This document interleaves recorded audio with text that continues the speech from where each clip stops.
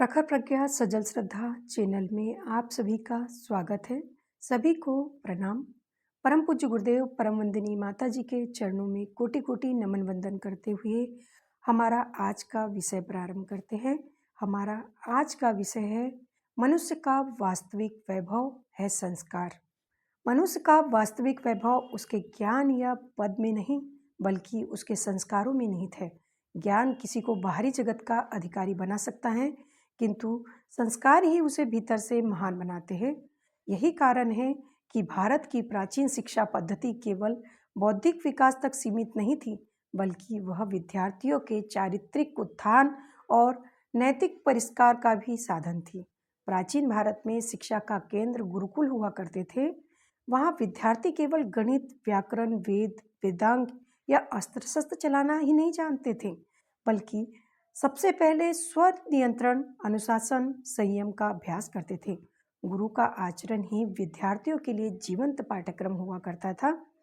शिष्य उनके आचार विचार से प्रेरणा लेते और जीवन में उन मूल्यों को उतारते थे। यही कारण था कि प्राचीन काल ने ऐसे आचार्य दिए जिन्होंने न केवल समाज बल्कि संपूर्ण मानवता को दिशा दी। मनुष्य का मन यदि असंयमित हो तो वह उसका सबसे बड़ा शत्रु सिद्ध होता है।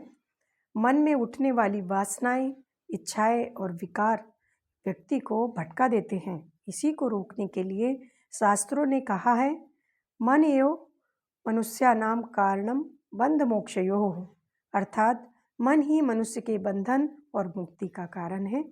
यदि मन विकारों में फंस गया तो वह पतन का मार्ग प्रशस्त करेगा, और यदि साधना द्वारा शुद्ध कर लिया तो वह मुक्ति का द्वार बन जाएगा।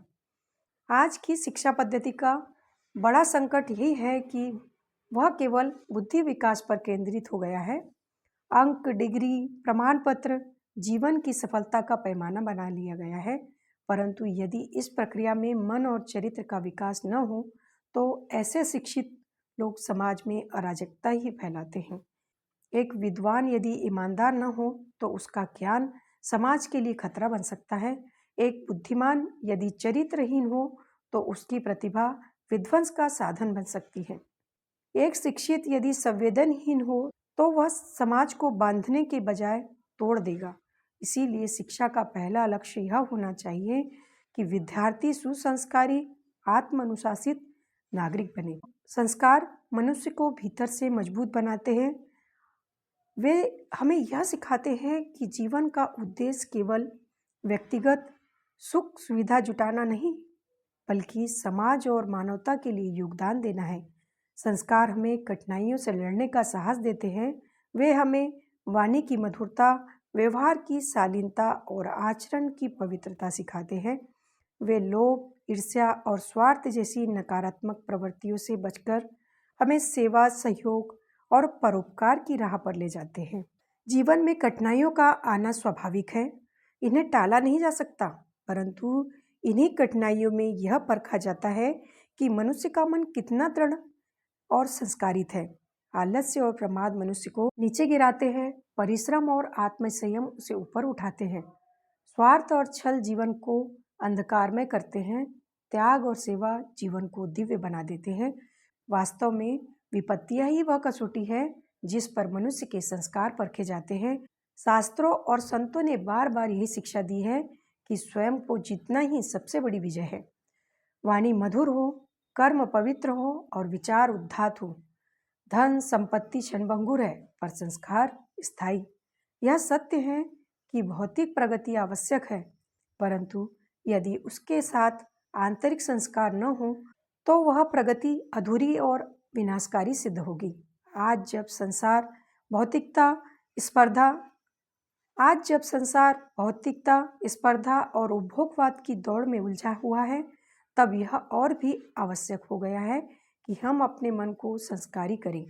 विद्यालय और विश्वविद्यालय केवल विद्या के केंद्र न होकर चरित्र निर्माण के तीर्थ बने।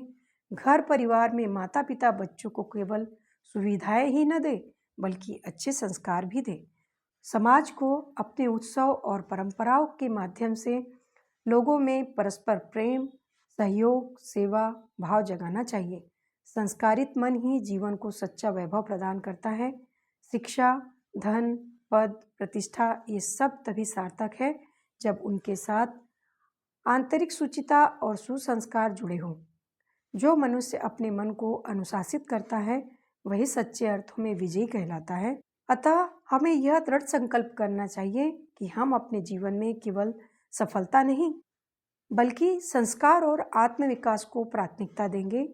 यही हमारे जीवन की सबसे बड़ी उपलब्धि होगी और यही सच्चे अर्थों में मानव जीवन का लक्ष्य है। आज का विषय हमारा यहीं समाप्त होता है। अगर आपको हमारा ऑडियो अच्छा लगा हो तो लाइक, कमेंट्स और शेयर कीजिए तथा हमारे चैनल को सब्सक्राइब कीजिए ताकि परम पूज्य गुरुदेव के विचारों को जानने समझने का आपको भी अवसर मिल सके। धन्यवाद।